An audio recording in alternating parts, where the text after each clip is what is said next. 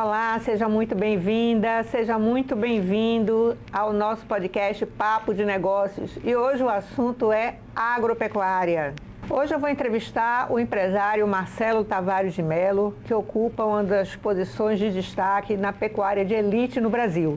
Ele é dono da Agro FTI, uma fazenda situada em Bezerros, Pernambuco, que se posiciona como uma das mais avançadas em tecnologias na criação do gado Sindi. Marcelo é um dos 3 melhores criadores de gado Sindi no Brasil, segundo a Associação Brasileira de Criadores de Zebu, a ABCZ. Com cerca de 600 animais, sua trajetória é marcada por investimentos em genética, tecnologia e estratégia de mercado, transformando a raça, antes considerada exótica, em um modelo de eficiência e adaptação ao semiárido. Nesse podcast, Marcelo vai detalhar a sua trajetória que o levou a se tornar uma das referências na criação do gado Sindi.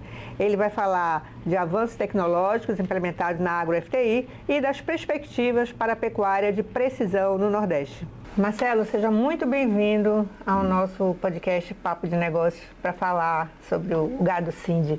Ok, é um prazer muito grande estar aqui com você, Patrícia, e falar um pouco sobre essa raça, né? Essa raça que realmente é uma raça que tem feito um sucesso muito grande, depois de um período de resistência ou algumas coisas que realmente as pessoas não acreditavam tanto. Ela teve um impulso muito grande e no Brasil hoje em dia ela tem a segunda raça que mais cresce em termos de animais que são colocados dentro dos registros da ABCZ. Marcelo, você começou criando ovinos da raça Santo Inês e fez essa mudança para o gado, né, a raça Sindi. O que te motivou a ir para o Sindi? Inicialmente eu vou contar a história como é que nós começamos. Nós estamos na pecuária, quer dizer, oficialmente, né, há 32 anos. Completamos esse ano 32 anos. Então, tudo começou, eu sempre ia nas exposições de animais, desde realmente muito tempo, e depois também quando meus filhos nasceram, então eu sempre levava eles para as exposições. E uma dessas exposições, justamente há 32 anos atrás, nós visitando a parte de ovinos, eu vi uma raça que realmente me chamou a atenção. Eu já tinha ouvido falar que era o Santo Inês. O Santo Inês era uma raça, quer dizer, proveniente de 3 outras raças, que é um mix de raças, né? E aí eu disse, não, vou comprar o Santo Inês e vou começar a fazer um trabalho. Então comprei as primeiras fêmeas, o primeiro macho, e eu lembro o seguinte, depois de uns 2 anos que eu estava começando a criar, e começando a criar animais de raça, os POs chamados, né? Porque antes, quer dizer, existiam, mas não tinha uma quantidade muito grande. As pessoas que criavam Santo Inês tinham POs, alguns registravam, outros não. E isso era uma coisa que realmente era uma raça que era um pouco assim formal, mas tinha uma perspectiva de crescimento grande. Tinham já 4, 5, 6 grandes criadores, mas a raça não tinha uma disseminação tão grande, tá? Então eu me lembro que depois de uns 2 anos que eu comprei os primeiros exemplares, eu fui numa das exposições e teve um leilão depois da exposição e eu comprei um reprodutor, que era o grande campeão nacional. E esse reprodutor, na época, pesava 75 quilos, mais ou menos. E as fêmeas pesavam em torno de 40 quilos, 35, 40 quilos, 45 no máximo. E aí nós começamos a fazer um trabalho muito grande em relação a isso, né? Visitamos, eu junto com também outros empresários amigos, começaram também a criar raça. E aí nós fizemos um trabalho de buscar tecnologia de uma forma geral. E fomos para a África do Sul, para os Estados Unidos, Canadá, e também começamos depois dessas visitas, vimos que o trabalho só seria executado de uma forma realmente profissional a partir do momento que tivesse tecnologia. Então nós buscamos toda essa parte de reprodução animal. Tá? Então trouxemos, vamos dizer, a parte de inseminação artificial, transferência de embriões.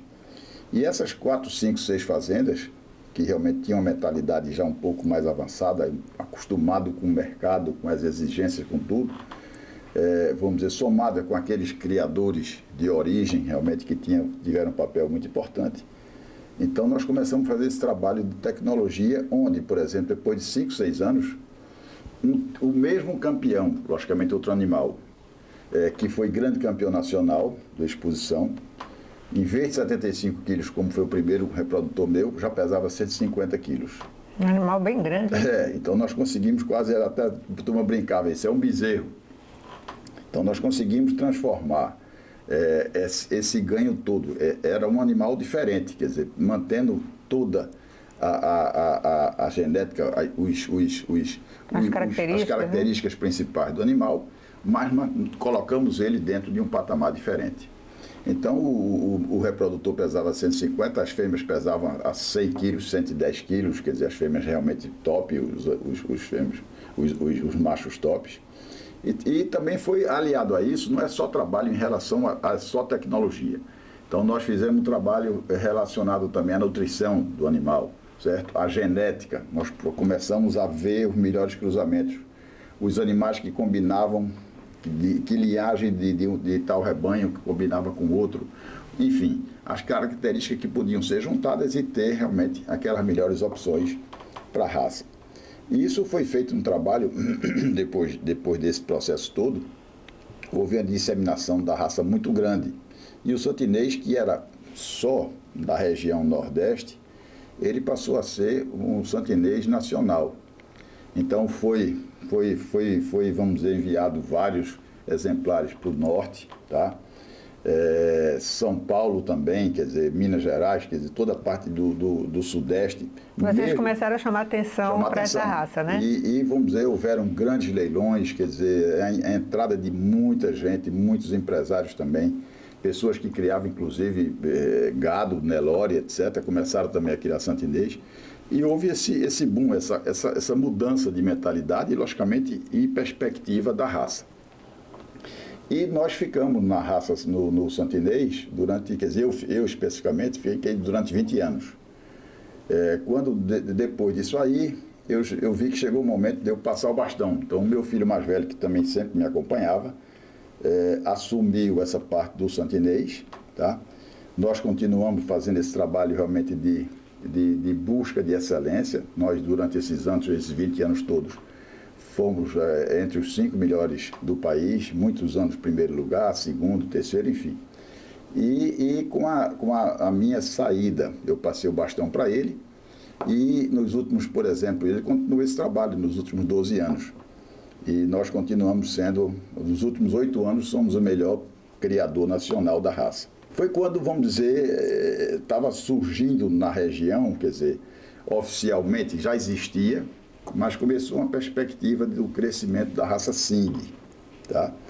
E aí eu digo, olha, acho que chegou o momento de eu sair do santinês e também tentar fazer um trabalho de ajuda dessa disseminação da raça, que eu acho, na minha opinião, eu continuo achando, depois de 12 anos que eu crio a raça, que a raça Sing é uma coisa muito importante, quer dizer, para o sertão, para o semiárido, tá?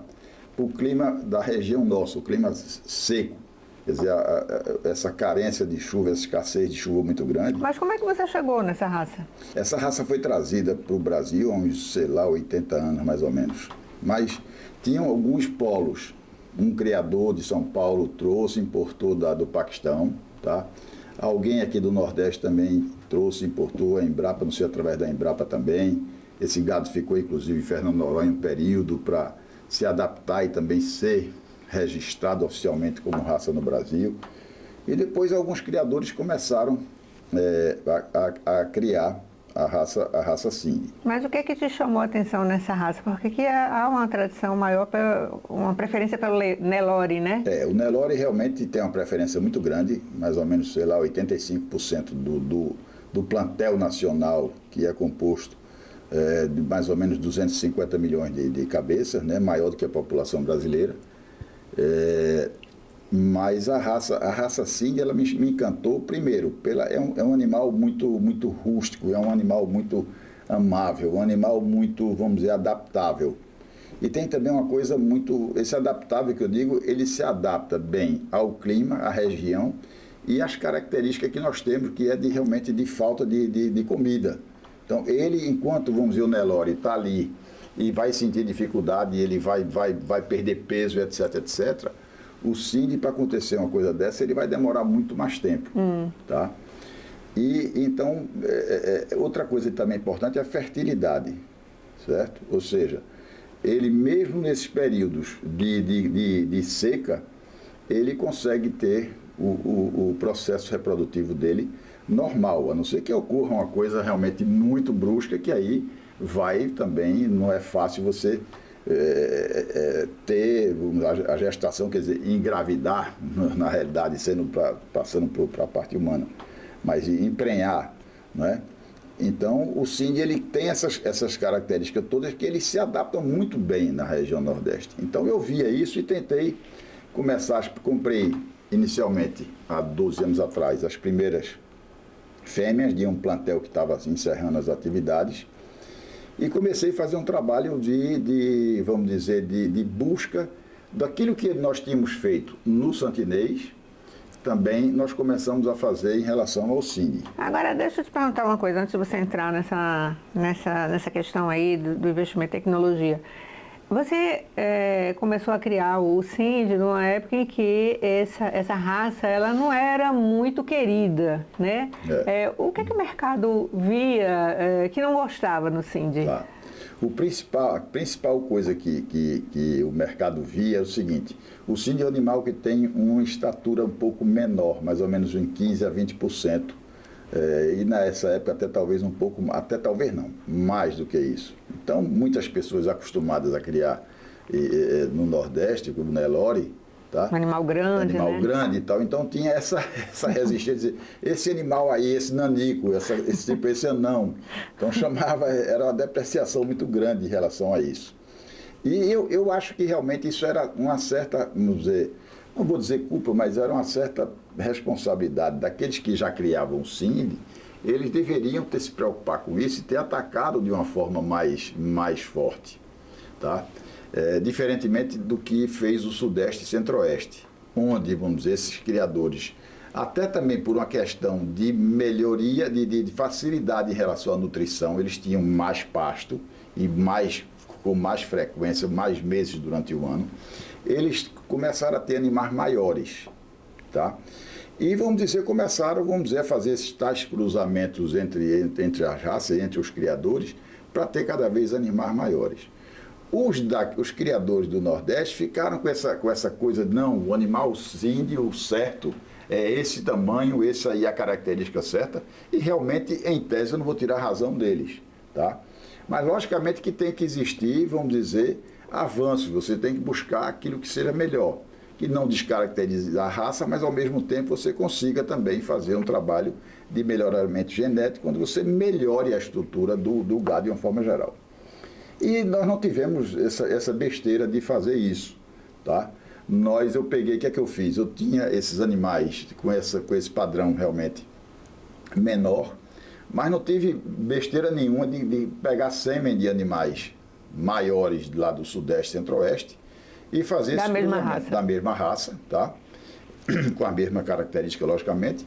Então começamos, talvez eu tenha sido um dos primeiros a fazer isso aqui no Nordeste. E você já vinha com o histórico da Santinês, já vinha com o histórico do Santinês, então não tinha essa coisa, essa besteira de ficar defendendo fronteiras, isso, aquilo. O meu gado é do Nordeste, meu gado é o certo, o meu gado, o Sudeste dizia ao contrário, isso aqui é o gado que vocês não criam Cindy, criam outra raça.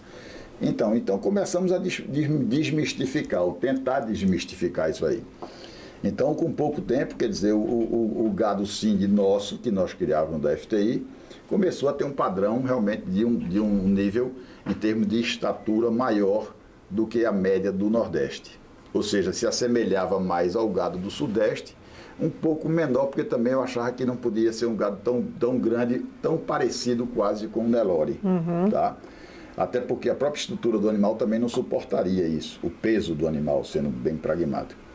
E aí, vamos dizer, nós fizemos um gado que é um gado nosso, é adaptado em todo o Brasil, tá? Outros criadores também viram isso aí, viram que não podia ficar com essa mentalidade assim, mais reticente ou mais estreita, e começaram também a fazer esses cruzamentos. Então, hoje em dia, A raça Sindhi, a não ser poucos criadores aí do Nordeste que mantêm a originalidade do Sindhi tradicional, mas foi feito também esse trabalho e hoje em dia o gado Sindhi é um gado que está num padrão realmente muito grande e cada vez mais ocupando os espaços, tanto é que eu falei anteriormente, é a segunda raça que mais registra no Brasil, na ABCZ, depois do Nelore. Então, isso foi um pulo muito grande, tá? Como é o mercado desse gado, né? Quem compra mais, quem cria mais, ele também tem um diferencial com relação à carcaça, né? Veja só, ele tem alguns diferenciais. Fora esses 4 que eu já falei, em termos de rusticidade, docilidade, adaptabilidade e fertilidade, ele é um gado que tem dupla aptidão. O que é dupla aptidão? É um animal que tem as 2 características, ou seja, carne e leite. Normalmente o gado ele tem, quer dizer, a carne, tipo Nelore, é só carne, certo? Ou tem, por exemplo, o girolando, holandês, só leite, tá? Então, o Sindhi tem a vantagem dele poder, na própria raça, ele tem as 2 coisas. Você pode ter dentro do Sindhi 2 ramificações. Você pode, por exemplo, tem criador que se dedica mais ao leite, tá? Tem criador que se dedica mais à carne. E tem alguns como eu, como nós, que nos dedicamos às 2 coisas. Eu tenho meus touros que são para leite, minhas vacas doadoras que são mais para leite, e meus touros que são mais para carne, e minhas vacas que são mais para carne. E tem alguns que eu cruzo leite e carne. Então eu tenho um mix em relação, ou seja, três coisas dentro da própria raça. Eu tenho mais carne, mais leite e mix, tá? Então, isso é uma coisa que as pessoas vão ter que escolher e tem essa facilidade, quer dizer, é uma coisa muito grande.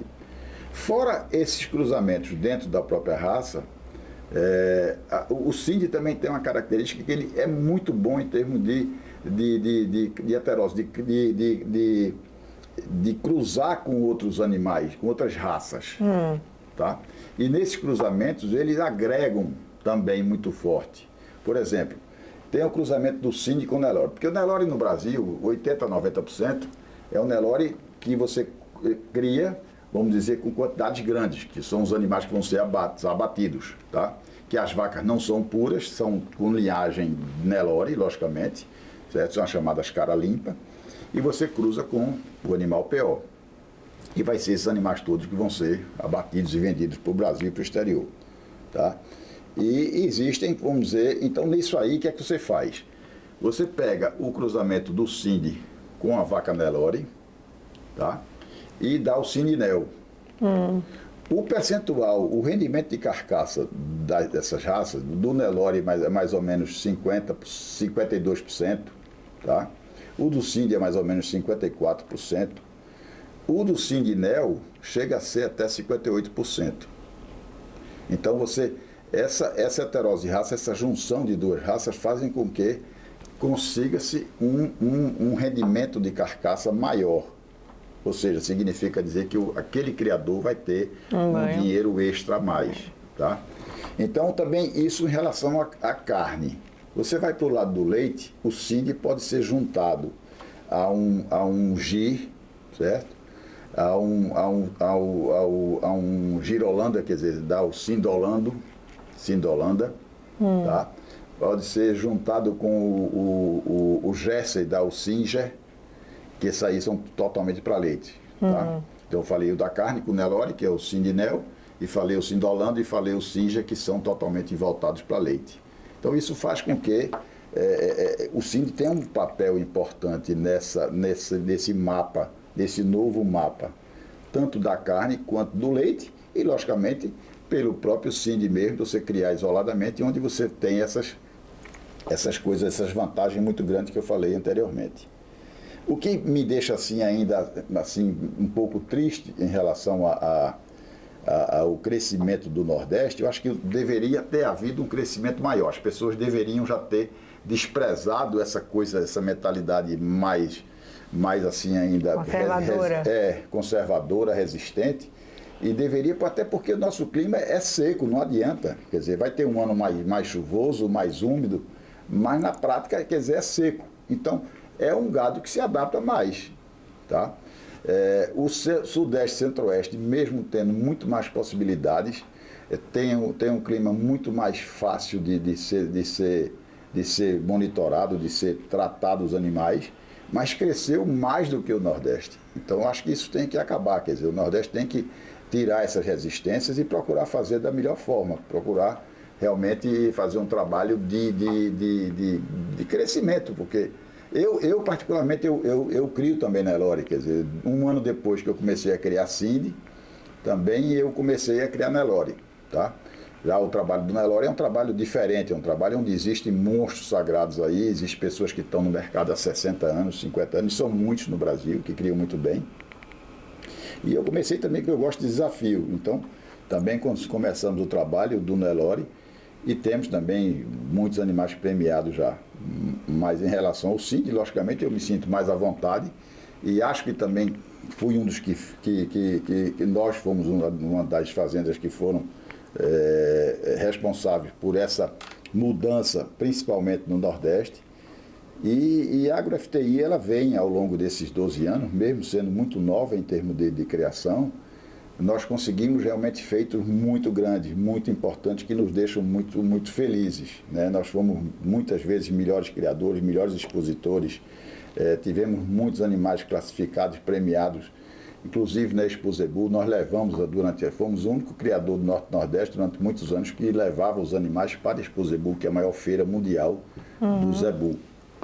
E tivemos animais reservado grande campeão, campeão de categoria, campeão modelo frigorífico. Tivemos 2 touros durante 2 anos seguidos como o melhor touro nacional do PENAT, que é um sistema de classificação que eles têm para aqueles touros que mais ganham peso e que mais podem transmitir raça no Brasil. Tivemos 2022, 2023, 2 touros nossos, o Rei e o General. E, enfim, conquistamos realmente muitos prêmios. E esses prêmios fazem com que, mostrem com que nós estamos no caminho correto, na forma correta de tratar a raça, de buscar as melhorias, de buscar, vamos dizer, a excelência, tá? Agora, nos seus leilões, uma coisa que chama atenção é que você tem priorizado a inclusão, né? Qual é a sua estratégia por trás disso? Veja só, essa coisa eu me preocupo muito com preços exorbitantes.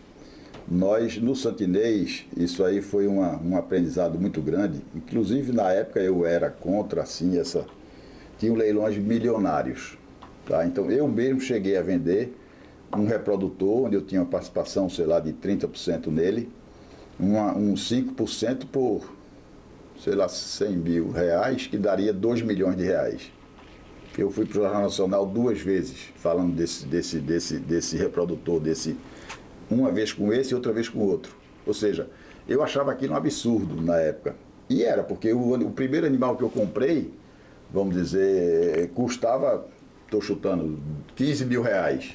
Então, depois de 5 anos, o animal estava custando 2 milhões, 1,5 milhão, 1,2 milhão. Então, eu dizia para os meus colegas, outros criadores, isso não tá legal, isso não está correto. Fêmea, eu conseguia vender fêmeas de 300 mil, 200 mil, 400 mil. Mas eu dizia, eu mesmo sabia que aquilo não era uma coisa que não era legal. Eu preferia ter um preço, logicamente, não aqueles preços tão baixos do passado, mas eu preferia que fossem preços valorizados, né, para mostrar o trabalho que foi feito, merecido, mas que não fossem preços fora de uma realidade, fora da curva, onde poucas pessoas podiam comprar e não podia haver, vamos dizer, não haveria essa democratização, esse surgimento de novos criadores, que isso é importante. O surgimento de novos criadores. Não adianta ter uma raça para poucos, tem que ser uma raça para muitos. Tá? Então, a mesma coisa eu acho em relação ao Cindy e qualquer outra raça. Então, eu prefiro, vamos dizer, vender animais no leilão, onde os animais, as fêmeas boas, tal, saiam por 150, 200 mil, tá? De 50 a 200 mil, do que vender em algum leilão que a gente assiste e tal, que a fêmea dá 2 milhões. Mas até quando? E isso é uma coisa que é palpável, é uma coisa segura, é uma coisa que vai ter longevidade. Então, quando eu digo isso aí, essa democratização, essa levar para oportunizar para outras pessoas, não terem medo de entrar na raça, porque não, isso é para raça de rico, já que está no modismo agora, rico e pobre. Então, na realidade, não tem nada disso. É você fazer com que você tenha uma raça e que você possa ter novos adeptos, novos criadores, novas pessoas para disseminar esse trabalho. Não adianta ter para poucos, tem que ter para muitos. Uma coisa importante, por exemplo, que os criadores, principalmente os menores, que não tem uma quantidade de animal tão grande, tá? É importante isso tanto qualquer raça. Foi no carneiro e é no gado, tá? No bovino. É importante que, porque as pessoas, assim, os criadores pequenos, aqueles mais humildes e tal, tem um macho e 5, 10 fêmeas, por exemplo. E cria aquilo como para venda e para sobrevivência. Então, normalmente esse reprodutor que eles têm é um animal muito fraco. É um animal mestiço do mestiço. Então, se você faz um esforço e compra um touro desse, na faixa de 14, 15 mil reais, 16 mil reais, o que seja, tá? E você pega esse animal puro de origem, que é o PO, e coloca nessas vacas que são mestiças, ou cara limpa, ou o que seja, você vai ter o resultado desse cruzamento é muito superior àquele cruzamento que já está lá, e é a mesma coisa, aquele negocinho, um cruzando com o outro e tal. E fica animais raquíticos que você vai ter uma longevidade muito grande para você atingir. Primeiro, que não atinge o peso que você gostaria. Segundo, em vez de você atingir, por exemplo, com 1 ano e meio, 2 anos, com 2 anos, você só vai atingir com 3 e pouco. Que é o dia de campo, e quando é que ele vai acontecer esse ano? Tá, ele vai acontecer no dia 4 de outubro, tá? Esse dia de campo é justamente onde a gente traz um palestrante ou 2. Então, além dessas palestras, a gente tem a oportunidade de um congraçamento entre os criadores, em torno de 200 a 250, como eu falei anteriormente, de criadores que vão na fazenda para participarem, para trocar experiências, enfim. E também a gente tem a oportunidade de a gente mostrar parte dos animais de pista nosso, quer dizer, o manejo da fazenda, o dia a dia. Então isso é um dia importante para a gente, porque junta uma coisa que no Nordeste falta e que no Sudeste e Centro-Oeste tem muito, é justamente encontros, tá? Encontro de palestras, exposições, de quantidade de exposições muito grandes que tem naquela região. A gente aqui tem uma dificuldade, as exposições são as mesmas e não aumenta tanto, quer dizer, é preciso haver cada vez mais uma quantidade de fatos que possam fazer com que as pessoas estejam participando, estejam convivendo. E nessas convivências que chamam-se novos criadores, né? Perfeito. Então isso aí é uma coisa muito importante. E perspectivas para a raça? Veja só, eu acho que são muito boas. As raças, quer dizer, a raça Cindy é uma raça que, como eu falei também anteriormente, é uma raça que tem crescido muito, tá? Ela tem muita perspectiva de crescer ainda por esses aspectos de clima que nós temos, tá? Então nós temos que ter realmente nas regiões mais secas. É a raça da mudança climática? Eu diria que é uma raça adaptável à mudança climática. Elas se adaptam melhor, né? Então eu acho que ela tem uma perspectiva muito grande. Logicamente que a raça Nelore, que é o grosso do Brasil, ela vai ter os espaços no Nordeste, como já tem também, no Nordeste úmido. No Nordeste seco não adianta botar Nelore, tem que ser uma raça mais adaptada, uma raça mais rústica, que realmente se adapte às intempéries do clima. Perfeito. Quando é que vão haver leilões? Tá. Esse ano, quer dizer, fora o dia de campo que nós vamos fazer, tá? No dia 3 de outubro, nós vamos ter no dia 12 de outubro, na semana seguinte, vai ser a semana da FTI. Na semana seguinte vai ser dia 12, o 7º leilão de fêmeas Cindy. No dia 13 vão ser o 3º leilão de touros Cindy. No dia 14 de outubro, o 5º leilão de fêmeas Nelore. E no dia 15 de outubro, o 4º leilão de touros Nelore. Então vai ser a semana da FTI. Pela primeira vez nós estamos fazendo uma semana inteira, ou seja, começa com o dia de campo a semana antes E depois, no domingo, segunda, terça e quarta, os 4 leilões das 2 raças, com fêmeas e machos. Ok. Marcelo, eu quero agradecer a sua presença aqui no nosso programa, nosso podcast Papo de Negócio. Foi um prazer, uma ótima aula aí sobre o gado Cindy. Muito obrigada.